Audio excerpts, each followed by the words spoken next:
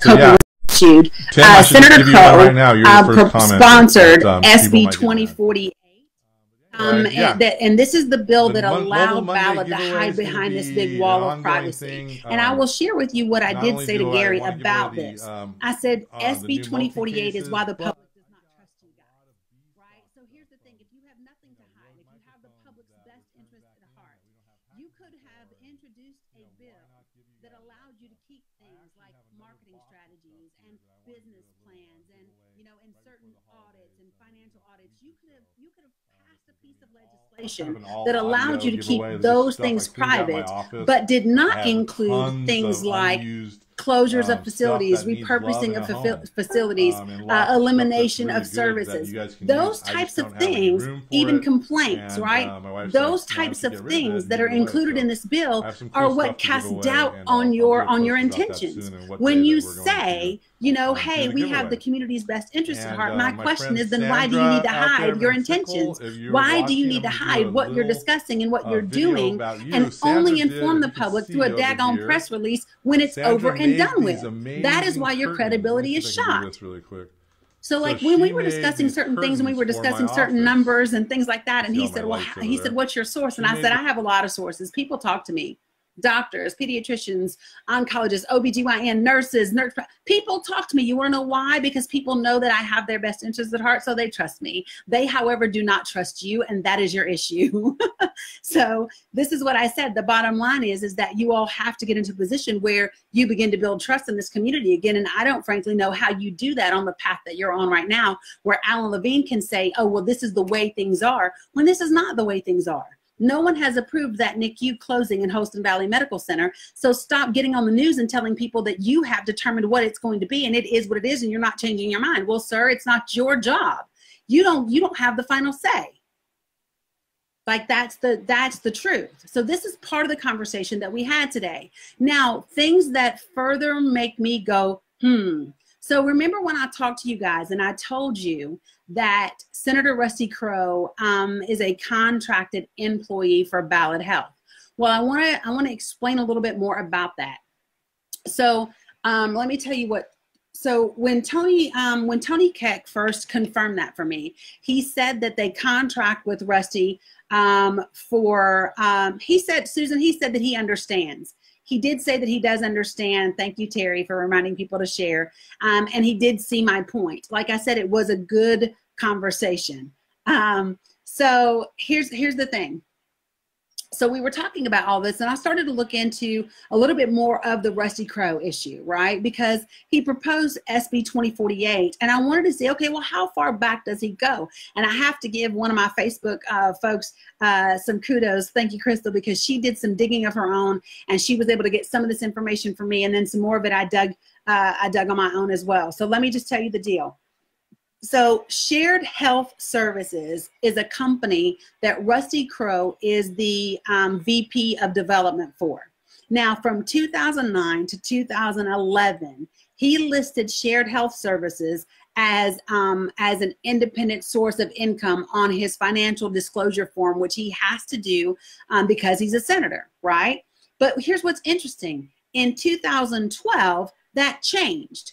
In 2012, it went from being Shared Health Services to Mountain States Health Alliance. That's where his additional income started coming from, not from Shared Health. It doesn't say both of them. It literally gets rid of Shared Health Services, even though he's listed as the VP of Development, and it gets replaced by Mountain States Health Alliance. So follow me, from 2012 to 2017, Mountain States Health Alliance has been paying Rusty Crowe. Okay, and apparently he has these wound units and things like that, and that's what's actually in their hospitals. In 2018, his financial disclosure form changed from Mountain States Health Alliance to Ballot. Okay, so I want you to understand that Rusty Crowe has been a paid contracted employee receiving income from Ballot Health from 2012 through 2018. So think about that. He's been an employee for them, and yet he passed legislation that endorsed. So remember, the first piece of legislation that he co-sponsored was Senate Bill 994. Senate Bill 994 is what amended the existing COPA law in order for ballot to be awarded the COPA. So get this, guys, without that amendment of SB 994, right, that bill that amended existing COPA law, this merger could have never happened. Now, my understanding for the Senate ethics rules is that he is not allowed to sponsor or co-sponsor legislation in which he or his family can monetarily benefit from. Now, if you're on the payroll for Mountain States Health Alliance since 2012, how, sir, are you co-sponsoring legislation with Mark Norris and Ron Ramsey that amends existing COPA law so that their merger gets approved? I'm just wondering. That sounds like an ethics violation to me. And if that doesn't, so does SB 2048, where they get to hide all of their information, including his salary. Because see, part of SB 2048 included that Ballot Health gets to keep their pay quiet. They don't have to divulge that to the public. So Senator Rusty Crowe sponsored a bill that allowed Ballot Health to keep his income from them a secret. That sounds like an ethics violation to me. Does it not sound like it to you? It does to me. I read what Bud Holsley said. Listen, I don't want to hear anything from him. He was part, listen to me, he was part of the senators that were part of SB 994, congressman. So listen, there's House and then there's Senate. And so his name is listed on there too. It's him, Holsclaw, Eldridge, there's several of them. Okay, so can we keep going? Because that's not all. So I started to dig a little bit more, and here's what I found. So Shared Health Services, the president and CEO of Shared Health Services, is a former senator by the name of David Davis. Do y'all know Dave Davis? He had one tour, is my understanding. But get this, he is the president and CEO of Shared Health Services. But guess what else? Do you remember last week, some of you guys were saying to me, we need to contact the Joint Commission because the Joint Commission accredits over 21,000 healthcare systems throughout the country. We should contact the Joint Commission. Maybe they can do something about Ballot Health. Well, get this. David Davis is a surveyor for the Joint Commission. So follow it, folks. Shared Health Services has a contract with Ballot Health to supply these wound care units in their hospitals. Rusty Crowe is the SVP, is the VP of development for Shared Health Services. David Davis is the president and CEO of Shared Health Services, and he's a surveyor for the Joint Commission. Just giving you a little extra. I swear, like, I know the South is supposed to be known for like incest and stuff, but this shit right here is too much. Here we go. Still not done. You ready? Mind blown, right, Kayla? Mind blown. All right, so going a little bit further. So I started looking at what Rusty's been doing this year since Ballot Health got their COPA issued, right? So he not only sponsored SB 2048, he actually co-sponsored. Okay, I'm gonna give y'all a chance to let's take this all in. Take it all in. Y'all ready? Okay, deep breath. Here we go. I'm gonna give you some more. So he also co-sponsored a piece of legislation called SB 2646. Now I want you guys to listen to this. SB 2646 is called the Rural Hospital Transformation Program. Now I'm going to click over, so my face might look a little funny because I'm going to click over because I want to read this to you so that you all understand just what this is. So Senate Bill 2646, which was sponsored by Watson, Crowe, Massey, Jackson, Green, Briggs, Gresham, Hensley, Potty, Reeves, and Stevens. But if you, the first two, Watson and Crowe, right? So I want to give you the summary of what this bill looks like. I cannot see your comments, so just hold them for a second. So here's what this bill requires. This bill requires that the Department of Economic and Community Development shall establish and manage a grant program to support rural hospitals in assessing viability and identifying new delivery models. Do y'all remember somebody talking about telehealth as a new way of delivering healthcare? Just follow me. In assessing viability and identifying new delivery models, strategic partnerships, and operational changes that enable the continuation of needed healthcare services in rural communities. Listen to this, though. Let me get to the yummy goodness part. The amendment number 1 defines the advisory committee for purposes of this bill as a committee convened as often as necessary by the Department of Economic and Community Development that is composed of 1 or more representatives from each of the following: the Department of Health, Department of Labor and Workforce Development, Bureau of TennCare, Board of Regents, and other public and private stakeholders as deemed appropriate by the department. I'm not going to read this other part, but here's the other thing. I just want to throw this last piece. The amendment number 2 on this bill says it limits the department's expenditures under this bill to $1 million and schedules this bill to expire on July 1st, 2021. So in other words, Senator Crow has co-sponsored a bill that will make about $1 million of grant money available to rural hospital transformation. Well, what do we have around here, folks? Does anyone think that it's a huge coincidence that we happen to be sponsoring a bill that makes $1 million of grant money available for rural hospitals when that's where we are right now? Does anybody else get that? Does anybody else get that? It just gets like there's just more and there's more and there's more, right? I'm going to keep going. Okay, I'm going to keep going because he also, which by the way, y'all, that bill did pass. That bill did pass. The next bill that Rusty Crow co-sponsored was SB 1227. These have all happened this year. Rusty's been a busy boy. So this one, just follow me. This one is SB 1227. And here's what it says. On and after October 1st, 2017, well, they amended it on April 16th, 2018. The House adopted Amendment 2, and it rewrites this bill, and it requires the Bureau of TennCare to promulgate rules to promote the safe and responsible coverage of opioids for TennCare members who have the TennCare pharmacy benefit. Now, remember this, guys. One of Ballard's big things is we're going to help do something about the opioid problem in this region. And yet Rusty Crow is co-sponsoring legislation to promote the safe and responsible coverage of opioids for people who have TennCare pharmacy benefits. Have y'all noticed that everything that's being pushed through is TennCare and Medicaid expansion and all of those things?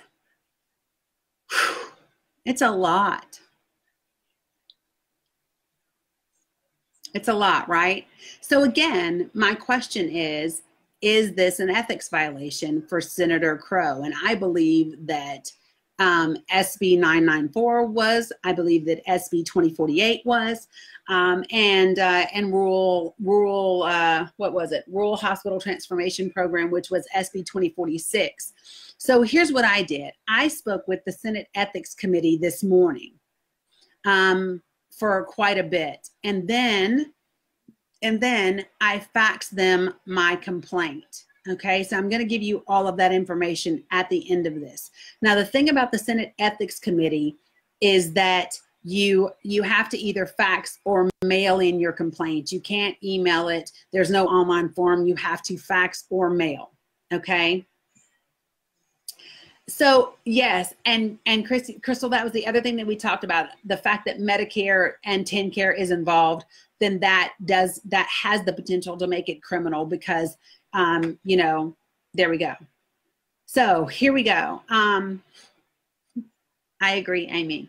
All right, so keeping it moving. I did place a call to the governor's office today because I called the health department again today, and I spoke with Judy Connect.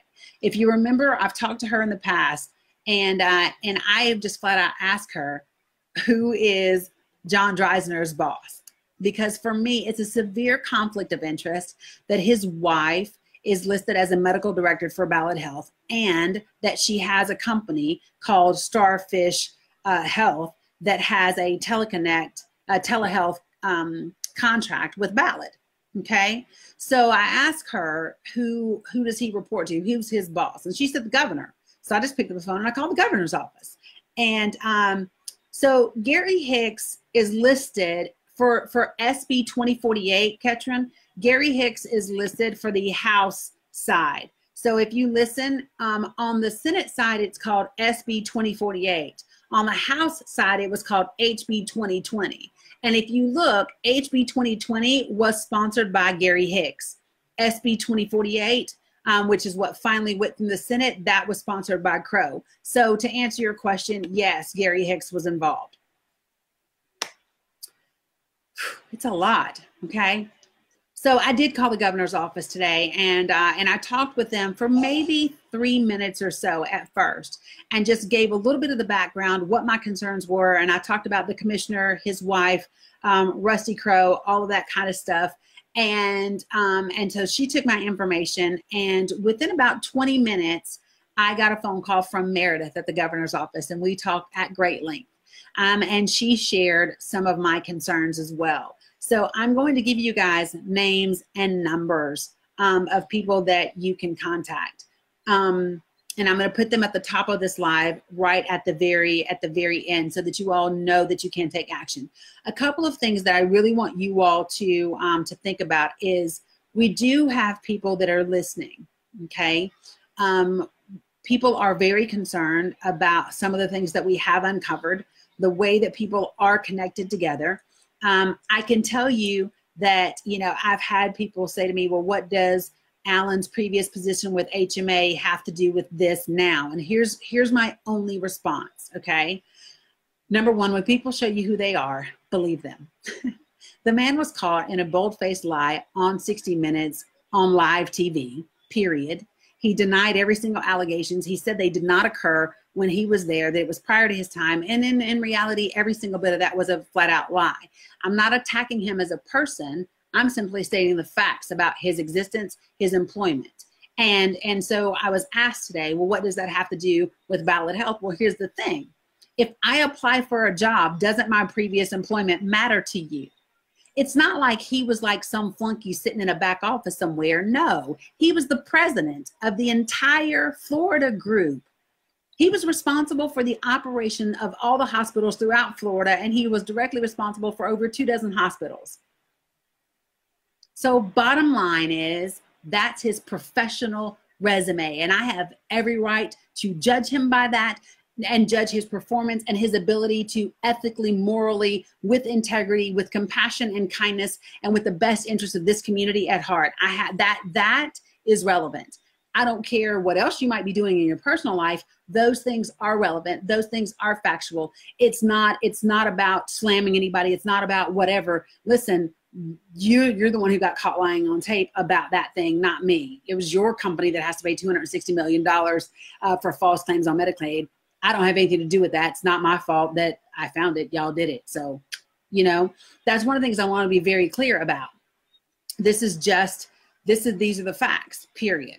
Well, so here's what you need to understand. He left HMA right before the Department of Justice took over that investigation. At the time that he was there were 8 civil lawsuits against HMA, and HMA had never lost a civil suit. However, this is the first time with a civil suit that the Department of Justice stepped in and took over the investigation. And that is how they ended up with the $260 million. And it was a 3-year non-prosecutorial agreement that they entered into. That's why no one went to jail except the Carlisle, Pennsylvania office. They have pled guilty to criminal charges. And there are still pieces of this that are still under investigation, including the CEO of the company. Okay, so there you go. What else did I have down? I will tell you that I did talk to Bill Soren, who was the Bristol city manager, and I was disappointed by that conversation, frankly. What I had asked is they have a meeting tomorrow, a city council meeting here in Bristol, and I asked to be put on the agenda or to be given more than 3 minutes allotted time, because I have a lot of information that the city council needs to hear, deserves to hear, should be aware of. And what I was told by Bristol city manager today was that their first step was that they wanted to speak with Ballad Health before anyone else. They wanted to give Ballad the opportunity to explain to them their vision for this region's healthcare, not just today, but in the 6 months, 12 months, 18 and 24 months to come. And this was my response to that. And I said, well, let me just ask you something. Has Ballad Health have they contacted you before now to discuss with you the downgrading of your trauma center? Have they given you the courtesy, the professional courtesy of saying, hey, we knew we were going to make these changes a year ago, so we want to inform you guys. We want to get your opinion. We want to let you know what's happening. No, they didn't, sir. They just proceeded with what they wanted to make happen for themselves and left you all to whatever. And I said, and now you're saying you don't want to hear from the public until you hear from Ballad first. Well, did Ballad let you hear from them first? No, they didn't. They made their choices. They put stuff in the news media, and you're just left with it. So no, I don't get that. I don't understand it. And so they know nothing. Let me just tell you guys this. The Bristol City Council knows nothing other than what's been in the paper. That's it. They don't know anything. So it's just crazy. But here's my thing. When people say, well, what are their plans? You just heard an independent report talk about these plans and that they're false, that they're falsehoods, that there's no validity to them because there's no teeth to them. It's some pie in the sky. This is what we'd like to do. So this is what I said, and I've said it several times, but I also said it talking to Gary Miller today. This is what I said. These pediatric emergency rooms that you guys want to build, and you say it's because we had 20,000 pediatric ER visits between Bristol and Kingsport last year. Well, let me just tell you something. You've also said that we have very few major traumas. So, but yet you want to build a pediatric trauma unit. That makes no sense, does it? That makes absolutely no sense, because if you just said we get very few serious traumas, why the hell are we wasting money to try to build a pediatric trauma center, which finding a pediatric trauma surgeon is damn near impossible, right? It's Bristol, Tennessee, guys, Bristol, Tennessee. Like, it makes no sense. Here's what we know. The majority of those 20,000 pediatric ER visits were simply pediatric urgent care visits. We would be better off taking a percentage of that money, building 2 pediatric urgent cares that would be more easily and economically staffed, that would fulfill the need that we would have happen. We could take the rest of that money and put it into some sort of trauma center or even a level 2 or level 1 NICU somewhere in Southwest Virginia, and increasing the EMS and transport facilities that we have now. Like, that just makes more sense. Period. So those were the things that that we talked about today. Am I going to speak tomorrow? Yes, but I will tell you this, I'm going to be limited to 3 minutes like everybody else. So in 3 minutes, I'm supposed to give them enough information. So here's my plan. My plan is to go back to the store like I did before, pay to have some packets of information put together, and speak my 3 minutes, get as much of like the real pertinent stuff in that I can, and then hand the packets out to the city council and pray that that's enough. I don't really know. Okay. I do want to share with you before I go, guys, my letter today. Okay. And there are going to be people who are watching this that I know are part of Ballad, and you know, that kind of is what it is, but I'm okay with that. Here's what I'm going to tell you. For those of you guys who've asked me about verbiage, if you all are interested or need to use part of this letter and information, which it's kind of frozen right now, so hold on. Right, Tim. And so listen, when you start to look at who's on the boards, who's on the Chamber of Commerce, who's on like the COPA Council. So Gary, so let me tell you something. Gary did tell me this. There are not 7 or 8 people that are on the COPA compliance team. There's only 4 members on the team. Gary says he has 4 of them. Right. Well, Christy, I just don't know who's going to be here. So if you are in Bristol and you want to go to the city council meeting and I can give you some bullet points to cover, I'm happy to do that. I do know. So here's what we used to do, what you could do in Atlanta. Like when I was going to Atlanta for the Georgia elections, what people would do is people would sign up to speak and then they would defer their time to someone else. And there was nothing that the council could do about that. So say if 5 people said, I'm going to speak, and then when it came time for each of those people, they said, I defer my 3 minutes to Dani, then that would give me 15 minutes to talk. And I don't know that there's anything that the council could do about that. That's what used to happen when we were in, when I was in Georgia last month. So yes, Natasha. Okay. So I want to give you guys this concise information and just pay attention to the verbiage before I go. Okay. So just stick with me. Okay. One of the things I'm going to encourage you all to do is stop talking about like, oh, are they building some VIP like wing in Bristol for people with a lot of money? I don't know, and I don't care. You want to know why? It's not illegal. If that's what they want to do, they can do it. It's not a violation of the COPA. It doesn't have anything to do with anything.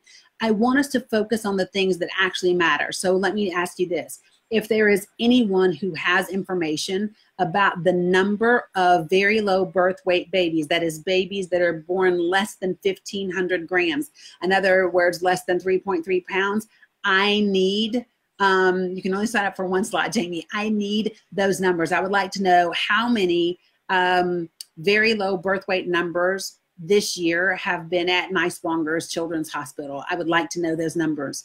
If you have information and about, you know, a decrease in access to care, an increase in care cost, a change in somebody telling you where you can and cannot go for your care, people not giving you options for care, different things like that.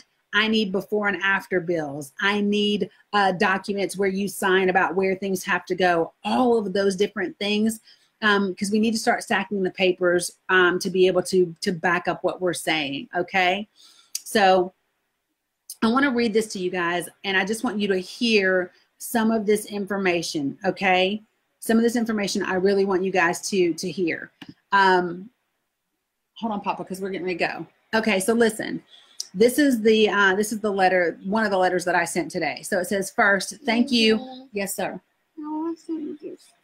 Okay, give me 1 second and I'll get it for you.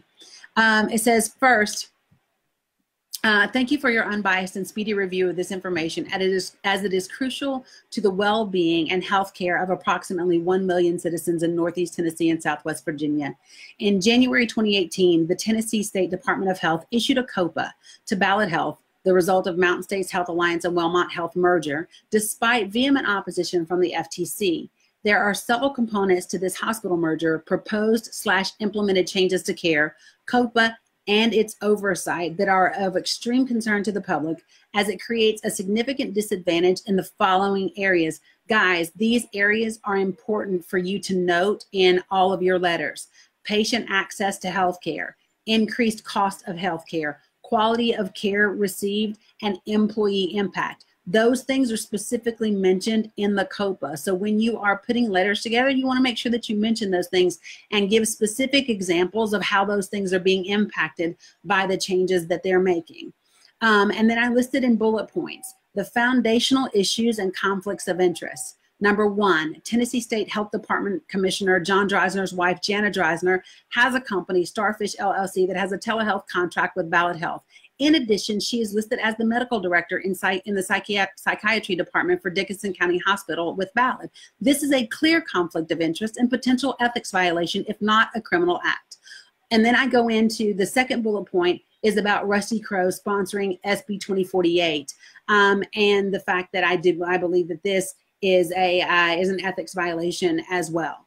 The third one is where I shared the shared health services that Rusty Crowe's involved with, and his extensive history also with them as well. It's funny, people start messaging me while I'm still on live. And then I listed COPA oversight concerns. These are things that you want to say in your letters, right? As COPA oversight and compliance is set up by the Tennessee State Health Department, the conflict of interest with the commissioner and his wife as a contracted employee of Ballad Health casts legitimate doubt and concern for the ability of the office to properly fulfill this duty. Gary Miller, COPA compliance, is employed by Ballad Health and therefore would also have a biased position in reporting.